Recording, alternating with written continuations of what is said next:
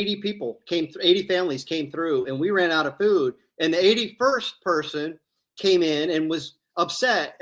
But all I could think of was the work, I forget the title, but the parable of the workers, the ones that the first ones that came in the morning got paid, and then the afternoon got paid, and then the guys that came and worked 5 minutes got paid. They get the talents. They got the talents. It's one of the talents. But the problem was the guys that came and got only worked for 5 minutes got paid the same thing, and then the guys that got early were like, wait a minute, that's not fair. And it's like, it's not about, none of it's fair. If we all got what we deserved, we wouldn't have anything. That's the point. Yeah. Jesus gave us what we didn't deserve. But I was thinking about her because she was yelling at us, cussing at us.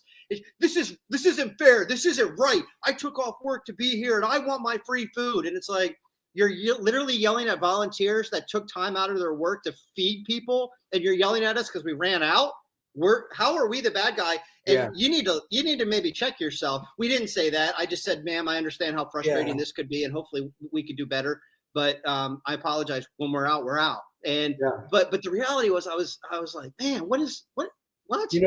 That's another great story though, bro. Like, and that's exactly a good connection to that story, because you're reminded people, you're reminded anybody listening, you're reminding anybody that story was right.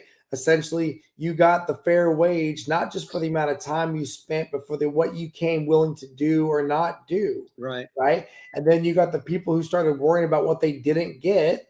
Right. And when you start worrying more about what you're not getting, right, you're not focused on what you are getting. Right. And then, oh, by the way, how about we have the conversation as to how you even got yourself in that position to begin with? Right. Well, if I'm ever in the position where I feel like I'm frustrated because I'm not getting what I feel like is fair to me, I'm almost always going to, number one, look at it and think, okay, why am I insecure? Right.